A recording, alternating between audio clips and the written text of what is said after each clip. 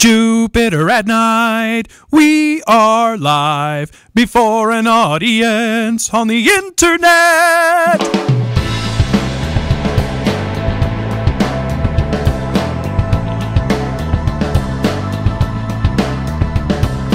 Good evening, everyone, and welcome to Jupiter at Night. My name is Chris. My name is Jeremy. Okay, tonight's episode, we're going to pitch something at your face, so be prepared to catch, because you might not want to land in the wrong spot.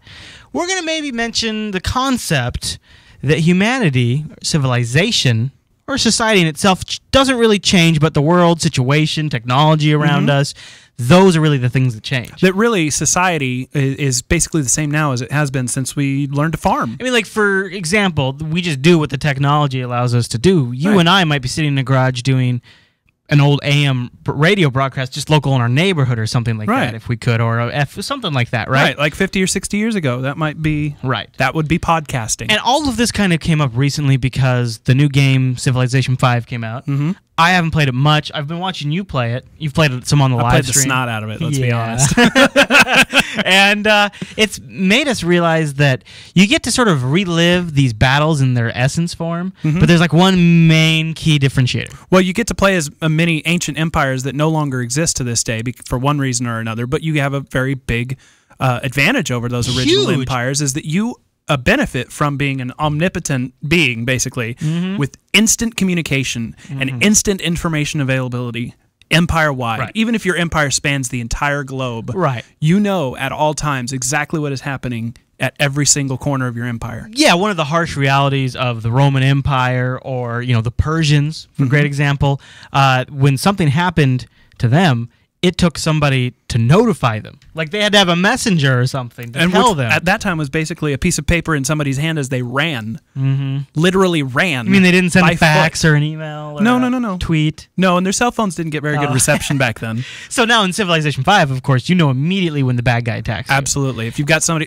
Okay, you mentioned the Persians. Yeah. Well, one of the primary reasons that the Persian Empire fell was because of the invasion of Alexander the Great. Yeah. Who basically came in from their western front, and by the time he got to their capital of Babylonia in the center of the Persian Empire, the eastern front still didn't even know it was happening. That's the craziest thing. I mean, that's like saying if we were attacked here in the U.S. If Mexico invaded. Okay. If Mexico invaded, and I wouldn't know about it for days, weeks, months even. Well, we're talking in some cases... years even. Yeah. It's even possible that back in those days, back in the days of the Persian Empire, the isolated community might never hear about it. Wow.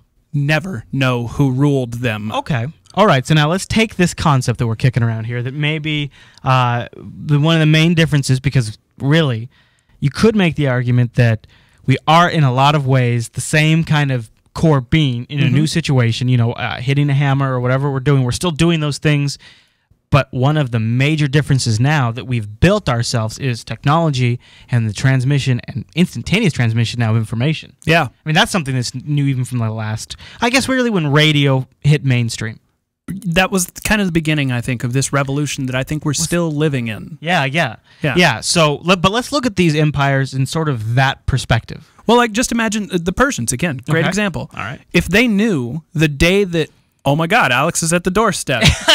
Let's go make him not so great, And then they mobilize their entire armies all over on the Eastern Front. Right, like that. Maybe they even meet him before he gets to Babylon and crush him because they had their entire army there available. Which we could do today, right? So you have to wonder, where does that begin and end? Right. Where does the ability to have this instant information sort of supersede the fact that we have countries and borders and things like that? Yeah. Because where I'm going with this is, like, right now, if I want to buy something online, it doesn't matter what state it's in. It doesn't even matter what country it's in. We have people in the live stream right now that aren't even in our country watching. Right. None of that stuff, in even 20 years ago, that would have made all the difference.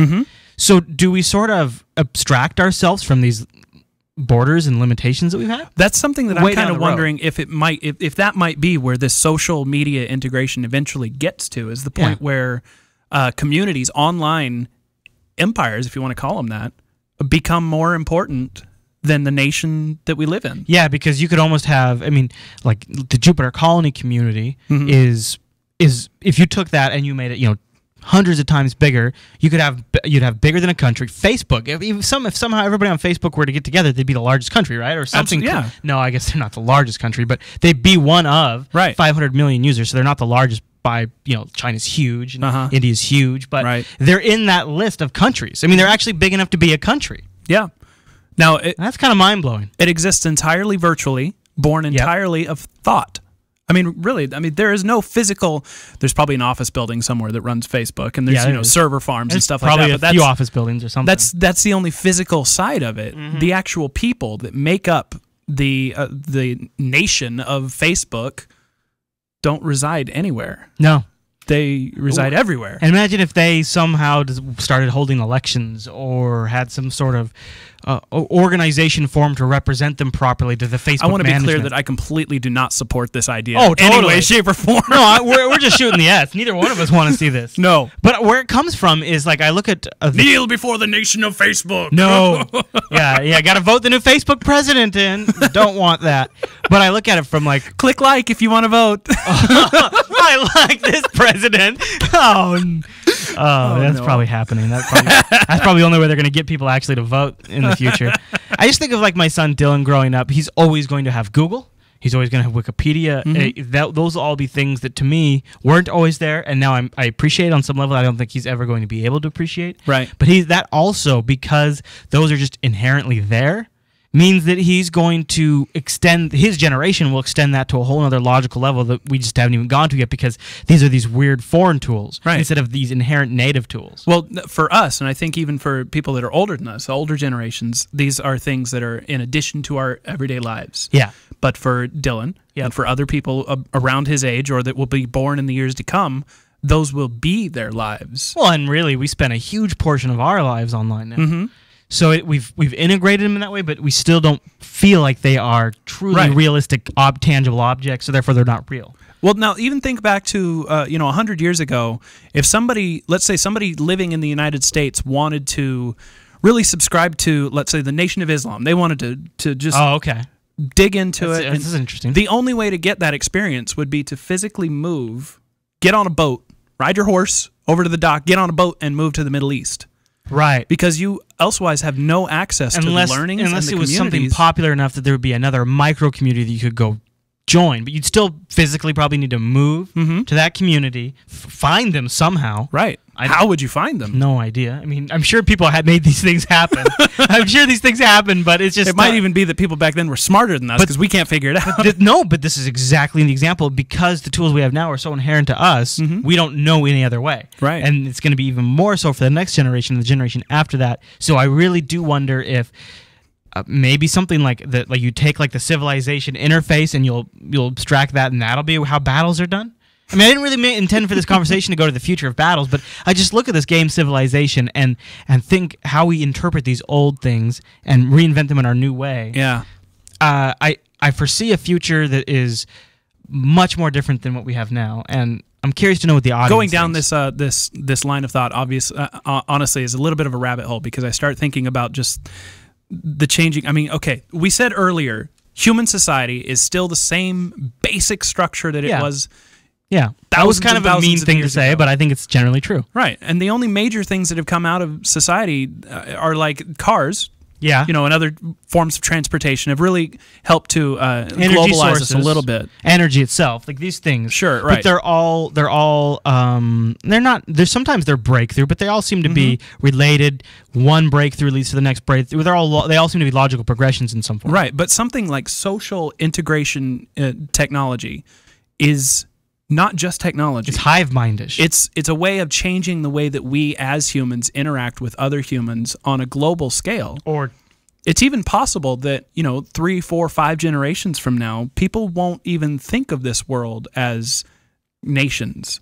That's what I'm thinking. That they'll just think of them as communities. That's what I'm thinking. That might exist solely in a virtual reality.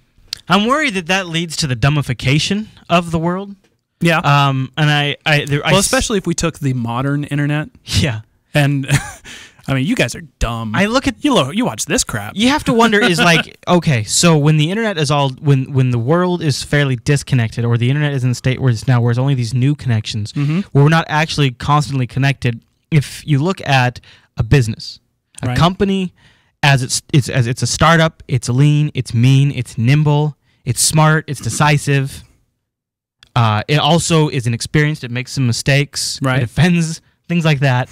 So you begin, and then as you grow, you add and you add and you build. And as a company gets too big, along the way, you always learn from your mistakes. But the company also reaches a point where it starts to grow horizontally, and there's more people in there than there is responsibilities to do and things like that. And it leads to bureaucracy. Big corporations like Microsoft. Sure. We've seen a lot of this come out of them recently, that they're just kind of chasing their own tail. Yeah, they start lean and mean. Right. And they grow to a point where they become eating, they eat their own tail. They just giant, and they slow down, and they start becoming their worst enemy. What if society is completely interconnected all the time? And not like through CNN or something where the media is broadcasting at us, where it's advertising and it's news. But where each person is one way. Is a part but of when the it becomes community. two-way, right. yeah, exactly. Yeah. Then do we become slow and group stupid? Like, how many people, everybody always says, oh, I'm the best driver ever. But when you get everyone on the road, traffic's horrible. It doesn't matter how good you are. Or you're still going 2 miles an hour. Whenever you're talking to somebody, they're always like, yeah, I can't believe that idiot did that, because the other guy always knows better than the other guy. Individually, we seem to be smart and intuitive, but I'm worried that as a group, we're going to be dumb. And the bigger thing I worry about is we're going to be influenced easily. Yes. Gamed. And I'm worried that through gaming, people will be able to manipulate the large mass into doing but like psychological games. Mind games. Either political or advertising or something like that. And what happens if we start it, if this big social universe is the way we communicate and we're all connected, and then people start manipulating that?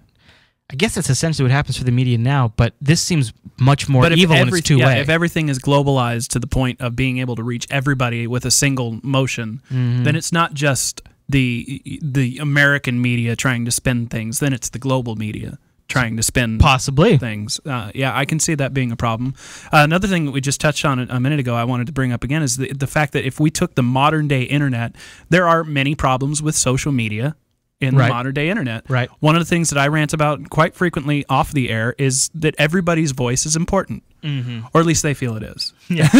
Everybody has an opportunity to shout their nonsense. Right, and I'm all for freedom of speech and saying whatever you want. We've got the chat room on behind us because we like you. But still, it's the same thing. If everybody's voice is important, it's kind of like drawing a corollary to if everybody in New York was on the street corner on a soapbox, shouting their own personal philosophy. You'd have to build in your own self-filter to know what sources to listen to. But how you form the opinions to know what filters to actually use and what to not use, that seems like the difficult trick to me. Like, Twitter is noise, and then you build lists or whatever. And then you get through some of that noise with lists and with mentions and searches and stuff like that. But, like I don't know how many, I think I subscribe to somewhere in the range of 500 to 1,000 people. Right. That is sufficiently enough noise at any time I can go reload Twitter and have 4, 5, 6, 7 new tweets in there instantaneously. Yeah. No way I'm going to be able to follow all that. I'm still able to cherry pick some stuff. Like I found out about the Google Calendar outage today by cherry picking through Twitter. But I had to know how to apply filters and manipulate that data stream. I think that that's something that as we move forward with social media, more people will learn, will evolve to embrace the right type of communication. Yeah. And you're right. But you have to wonder, do you leave? But if you have that, there's a barrier there, you're going to leave some people out. So it does seem like a generational thing. It does.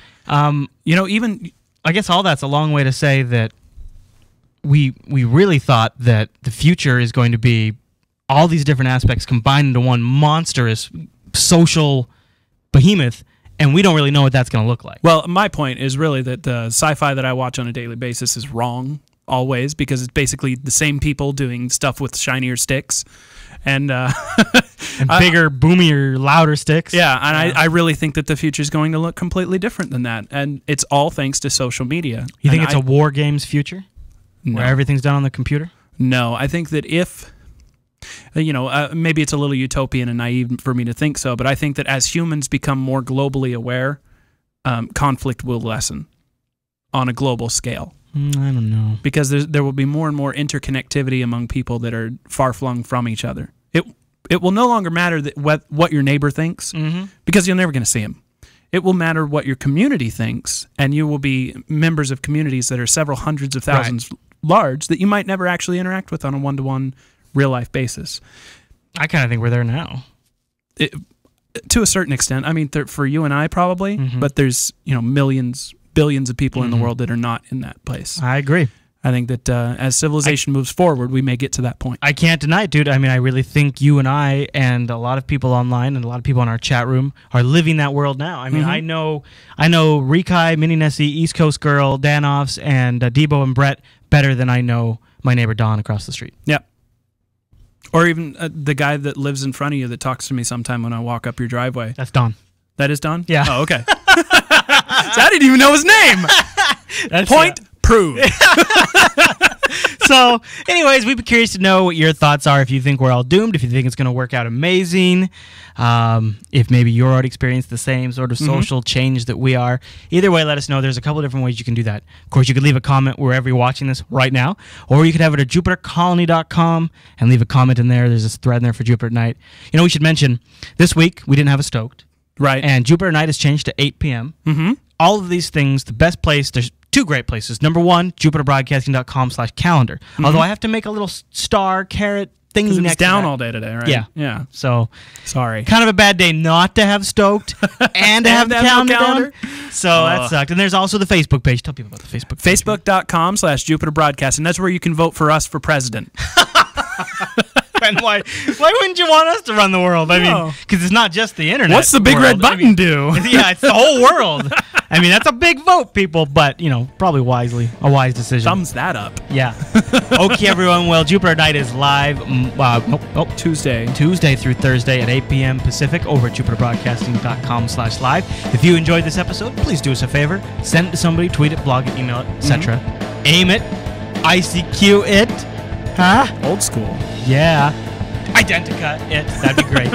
All right, everyone. Thanks so much for watching tonight's episode, and we'll see you tomorrow night.